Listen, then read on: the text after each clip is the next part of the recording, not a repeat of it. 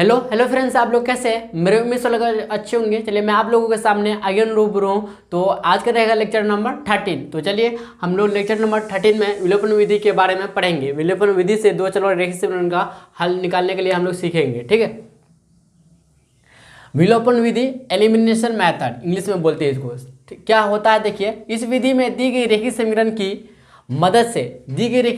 मदद से पहले चर x तथा y में से एक चर माना कि y को विलुप्त करते हैं, मतलब हटाते, y को हटाते हैं।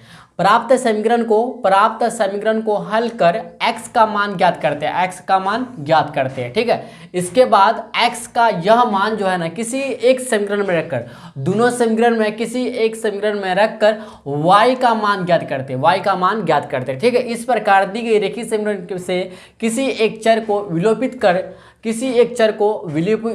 कर मतलब क्या होता, मतलब हटाकर समीकरण युग्मों को हल करने की इस विधि को विलोपन विधि कहते हैं, ठीक है। अब चलते हैं हम लोग नेक्स्ट पॉइंट को पढ़ते हैं। विलोपन विधि से दो चर वाले रेखीय समीकरण युग्मों को हल करने की नियम या तरीका, ठीक है, रूल क्या है हम लोग का। देखिए पहला रूल है हम लोग का, दी गई दोनों समीकरणों को उचित शून्येतर संख्या से गुणा करते हैं ताकि किसी एक चर x या y का गुणांक जो है ना संख्यात्मक रूप से समान हो और समान होने के बाद तभी कटेगा, ठीक है, कोई भी चर। तो रूल नंबर 2 में देखिए क्या करा, प्राप्त दोनों समीकरण को जोड़ा या घटाया जाता है जिससे कोई एक चर x या y विलुप्त हो जाए, मतलब हट जाए, ठीक है। तो चलिए, और इसके बाद और भी है फ्रेंड, हम लोग का रूल नंबर 3 है, क्या है, इस प्रकार किसी एक चर x या y में एक समीकरण प्राप्त होगा। इस प्रकार किसी एक चर x या y में एक समीकरण प्राप्त होगा, इसे हल कर x या y का मान ज्ञात करते हैं। रूल नंबर 4 देखिए क्या कहता है, x या y के प्राप्त मान को किसी एक समीकरण में रखकर x या y का मान जब आपको मिल जाता है, वैल्यू प्राप्त हो जाता है, ठीक है, तो ज्ञात हो जाता है, तो किसी एक समीकरण में रखकर, किसी एक इक्वेशन में रखकर दूसरे चर का मान, मतलब x अगर मिला तो y का मान ज्ञात कर लेते हैं। इस प्रकार प्राप्त x तथा y का मान जो है दिए गए रेखीय समीकरण युग्मों के हल होंगे, ठीक है। बात को समझ गए, रूल भी समझ गया, आप विलोपन विधि से कैसे हल करेंगे, ठीक है। आपको जस्ट अभी रुकिए 1-2 मिनट के अंदर आपको हम एग्जाम्पल के थ्रू करवाते हैं, ठीक है, किस तरह से बनेगा, ठीक है। तो चलिए नेक्स्ट पॉइंट को हम लोग को समझ लेते हैं। इसके बाद तब हम लोग निकालते हैं इसका हल कैसे करेंगे। तो यदि समीकरण मतलब इक्वेशन को जोड़ने या घटाने पर, इस कंडीशन को याद रखिएगा, यदि समीकरण को जोड़ने या घटाने पर चर रहित एक कथन प्राप्त हो तो ऐसी स्थिति में, अगर इनमें दोनों कथनों में अगर एक कथन प्राप्त हो तो ऐसी स्थिति में इस कंडीशन में क्या होगा, ये पहला, यदि प्राप्त कथन सत्य हो तो इसका अर्थ है कि रैखिक समीकरण युग्म के अपरिमित रूप से अनेक हल होंगे, ठीक है। यदि समीकरण को जोड़ने या घटाने पर चर रहित एक कथन प्राप्त हो, अगर मान लेते कि इक्वल हो गया, तो यदि प्राप्त कथन सत्य हो, मतलब सत्य में सही हो, तो इसका अर्थ है कि रैखिक समीकरण युग्म के अपरिमित रूप से अनेक हल होंगे। अगर इक्वल नहीं होगा तो अनेक हल नहीं होंगे। यदि प्राप्त कथन असत्य हो, मतलब कथन जो कहा गया है असत्य हो, ठीक है, मतलब सही नहीं हो, तो इसका अर्थ है कि रैखिक समीकरण युग्म का कोई हल नहीं हो, अर्थात रैखिक समीकरण युग्म असंगत या विरोधी है, ठीक है। किसी को यहाँ तक स्क्रीनशॉट खींचना तो खींचिए। इसके बाद चलते हैं हम विलोपन विधि से कैसे रैखिक समीकरण का युग्म का हल निकालने के लिए हम लोग सीखते हैं, ठीक है। चलिए फ्रेंड्स, हम लोग का क्वेश्चन क्या है, निम्नलिखित रैखिक समीकरण युग्म का हल विलोपन विधि से ज्ञात कीजिए, ठीक है। तो आपको हम 4 रैखिक समीकरण युग्म लिए हैं, ठीक है, तो चारों हम आपको हल करके देते हैं, ठीक है। तो इसके बाद आप लोगों को होमवर्क मिलेगा, तो आप ईमानदारी के साथ अपना नोटबुक में बनाइएगा। और हाँ, और एक ज़रूरी बात कि आप लोग का वीडियो जो देखते हैं ना, इसका नोट्स बनाते जाइएगा, ठीक है, आपको रिवाइज करने में काम आएगा, ठीक है। आप एक अच्छा सा कॉपी में नोट्स बनाते जाइएगा, ठीक है। तो चलिए विलोपन विधि से हल करते हैं। तो पहला का ही हम लोग चलते हैं आंसर में। तो दिया गया रैखिक समीकरण युग्म, समीकरण युग्म क्या भैया, हम लोग का दिया गया रैखिक समीकरण युग्म x + y = 4 फर्स्ट इक्वेशन मानेंगे। इसी तरह से x - 2y = 1। देखिए ध्यान से देखिएगा, देखिए x plus Y equal to 4, first equation माने x minus 2y equal to 1, second equation माने। यहाँ तक करने के बाद हम लोग को कोशिश यह रहना चाहिए क्या कि y का जो वैल्यू है सेम होना चाहिए। सेम करने के लिए देखिए y का जब सेम हो जाएगा तो y आपस में कट जाएगा, ठीक है। तो देखिए यहाँ पे 1 है, इधर 2 है, तो 1 और 2 है, तो हमको बराबर करने के लिए इधर 2 से गुना करेंगे, ठीक है। इधर 2 से गुना करेंगे, इधर 1 से गुना करेंगे, तो कोई फर्क पड़ेगा नहीं पड़ेगा। देखिए y का जो गुणांक है -2 है, तो माइनस को छोड़ दीजिए, यहाँ पे 2 है ना, तो 2 से इधर समीकरण 1 को इक्वेशन से गुना किए, तो इसी तरह से y का इधर मतलब गुणांक क्या 1 है, तो इधर 1 से गुना करेंगे तो कोई फर्क पड़ेगा नहीं पड़ेगा, ठीक है। जैसा वैसा लिख दिए। अब लिखेंगे क्या, समीकरण 1 गुना 2, समीकरण 1 से 1 को 2 से गुना किए तो पूरे में 2 से गुना होगा, बात को समझ रहे ना। तो माइनस, देखिए इधर प्लस इधर माइनस है तो कट जाएगा, तो हमको प्लस ही रहने देना, कोई दिक्कत नहीं है।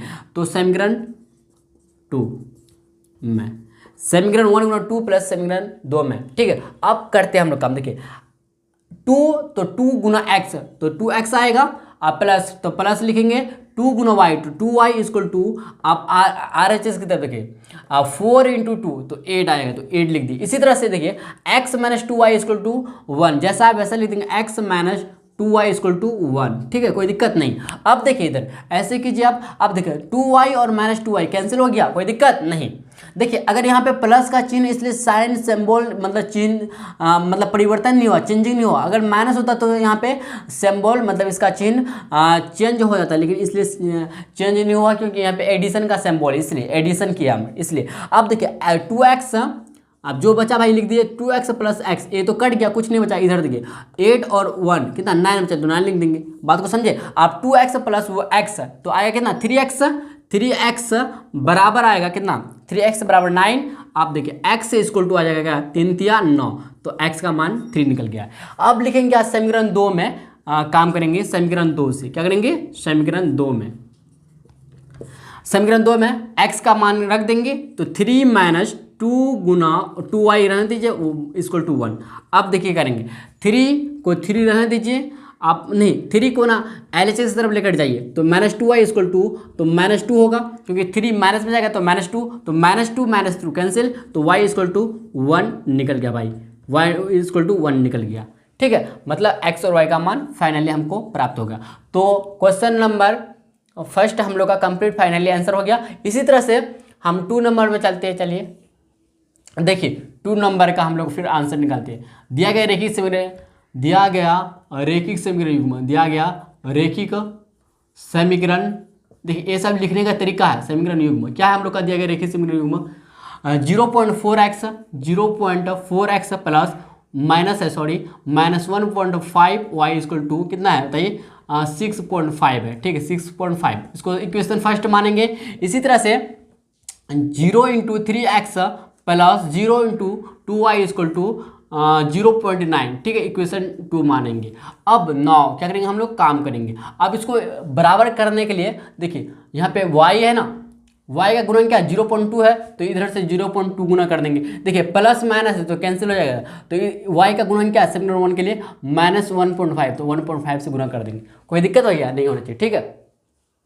चलिए अब गुना करके हम लिखते, देखिए 0 इंटू 4x, अब देखिए 0 इंटू 4 गुना 0 इंटू 2 करेंगे तो कैंसिल हो जाएगा, बट्टे में कितना 100 आ जाएगा, इन दोनों का गुना करके 100 आएगा कि नहीं आएगा बताइए। आप 4 दूना 8, तो 8 बट्टे कितना 100 आ जाएगा, तो 0.08 आ जाएगा, क्या आएगा 0.08x आएगा कि नहीं, x है तो x लिखे, माइनस देखिए 15 दूना 30 आता कि नहीं, 15 दूना 30 तो आएगा कितना 15 दूना 30, तो 0.3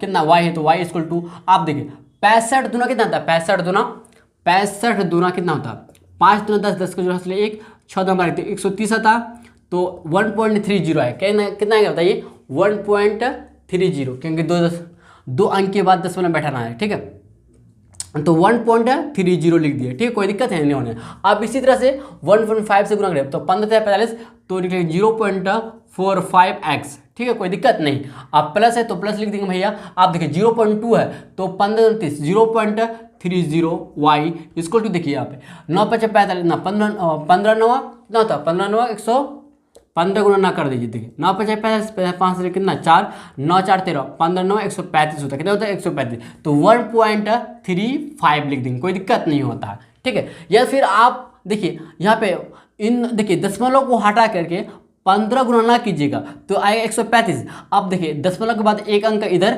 1 2, तो 2 अंक के बाद दशमलव बैठा देंगे डायरेक्ट। ठीक है, कोई दिक्कत नहीं। अब देखिए प्लस माइनस तो हम जैसा वैसा लिख देंगे, अब इन दोनों कट जाएगा। देखिए आप फिर 0.08x plus 0.45x equal to 1.30 plus 1.35। ठीक है, कोई दिक्कत भाई नहीं होना। आप देखिए 0.08 और है क्या, देखिए 8 और 5 कितना 13 का 3 बचा, कितना हासिल एक बचा तो 4 1 5, तो 0.53x आया कि नहीं, बराबर। देखिए इन दोनों को फिर जो कि 0 5 तो 5 आएगा, 5 लिख दिए। अब 3 3 3 6 तो 6 लिख दिए। अब 1 1 2। अब देखिए इधर देखिए इधर वाला कैंसिल इधर वाला कैंसिल होगा आपस में अपने आप, क्योंकि बट्टे में अगर 100 आएगा इधर भी 100 आएगा बट्टे में। ठीक है, ये 100 कैंसिल हो गया भैया, कोई दिक्कत नहीं। 53x बाय आ गया कितना 265, तो x इक्वल टू आ गया कितना 265 बट्टे 53, कोई दिक्कत है। अब 53 का पहरा में क्या 265 आता है, गुना कीजिए तो 5 तिया 15 5 चौके 20। अच्छा 53 गुना 5 कीजिए, 5 तिया 15 15 5 ले 25 26 265, हाँ आता है कितना बार में 5 बार में आता है। कितना आता है तो x इक्वल टू 5 हम लोग का फाइनली आंसर निकल गया। अब इसी तरह से हम लोग करेंगे क्या, किसका y का मान निकालेंगे समीकरण 2 में रख के या समीकरण 1 में, जिसमें रखना आपको रख दीजिए। समीकरण 1 ही से चलेंगे, समीकरण 1 में, समीकरण 1 में x का मान रखिए आप, तो 0.4 इंटू एक्स क्या है 5 प्लस सॉरी माइनस है -1.5 y इक्वल टू 6.5। ठीक है, अब देखिए 5 चौके 20, तो देखिए 2.0, ठीक है, -1.5 y इक्वल टू 6.5। अब देखिए एक काम कीजिए, -1.5 को इधर रहने दीजिए और 2.0 को इधर कर दीजिए, 6.5 - 2.0, कोई दिक्कत नहीं होना चाहिए। अब देखिए -1.5 y इक्वल टू, आप देखिए 5 में 0 जाएगा तो कितना 5 बचेगा। आप देखिए पॉइंट है 6 में 2 जाएगा कितना 4 आएगा, तो 4.5 इसका पॉइंट खत्म 15 9 45, अच्छा सॉरी 15 3 45 होता, तो y इक्वल टू आएगा -3, आंसर प्राप्त हो गया। फाइनली हम लोग का x और y का मान निकल गया भाई। ठीक है, किसी को यहाँ तक स्क्रीनशॉट खींचना तो खींच सकते हैं। इसके बाद चलिए हम लोग फिर क्वेश्चन नंबर 3 में चलते हैं। चलिए क्वेश्चन नंबर 3 में चलते हैं हम लोग का। दिया गया रेखीय समीकरण में, दिया गया रेखीय समीकरण में, दिया गया रेखिक समीकरण युग्म, क्या हम लोग का भैया दिया गया रेखीय समीकरण युग्म। देखिए तो x/2 plus 2y/3 equal to -1 समीकरण इक्वेशन फर्स्ट मानेंगे। इसी तरह से x - y/3 इक्वल टू 3। देखिए ध्यान से देखिएगा, ठीक है। आप लोग को ना एक कहानी या आप लोग को एक कहावत याद होगा क्या, कि नज़र हटी दुर्घटना घटी, समझ रहे बात को, इसलिए बोर्ड से नज़र हटना नहीं चाहिए आप लोग को, समझे कि नहीं। हाँ ऐसे भी आप लोग समझदार है ही, क्या बोलते हैं। अब देखिए हमको इक्वल करने के लिए देखिए y/3 यहाँ पे है, y/3 इधर है, लेकिन 2 इधर ज़्यादा है ना, तो इधर 2 से गुना कर देंगे भैया। ठीक है, इक्वल हो जाएगा आपस में। ठीक है, तो चलेंगे हम लोग क्या समीकरण 1 को कुछ नहीं करेंगे, प्लस माइनस तो कैंसिल, प्लस समीकरण 2 गुना 2 में करने से, ठीक है, इसमें करने में अब क्या होता है देखिए x/2 जैसा वैसा लिख दीजिए, प्लस 2y/3 जैसा वैसा लिख दिए -1। आप सॉरी अब देखिए 2 गुना x, 2x आ जाएगा इधर, 2x -2y/3 इक्वल टू आएगा कितना 3 दूना 6। अब देखिए एक दोनों कट जाएगा तो x/2 यहाँ पे लिखते हैं। अब यहाँ पे जगह कहाँ है भाई, इसलिए यहाँ पे लिख देते हैं। ठीक, कोई दिक्कत। x/2 प्लस 2x क्या है 2x बट्टे में कुछ नहीं मतलब 1 इक्वल टू आएगा क्या -1 प्लस 6।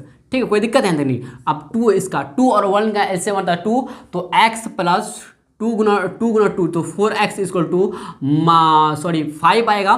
ठीक है। अब देखिए 5 दूना 10, तो 5x इक्वल टू 10 आ जाएगा, क्योंकि 4 और x को 4 और देखिए यहाँ पे 4x है, इधर कुछ नहीं मतलब 1 है, तो 4 और 1 कितना 5, तो x इक्वल टू 10 आ गया, ठीक है। तो 5 दूना 10, तो x इक्वल टू है कितना है बताइए, x इक्वल टू 2 हम लोग को आंसर प्राप्त हो गया। इसी तरह से हम लोग निकालेंगे 4 और 5, 4 का भी निकाल के दे देंगे, ठीक है। तो चलिए हम लोग चलते हैं आप समीकरण 1 में, समीकरण 1 में चलेंगे, क्या चलेंगे समीकरण 1 में।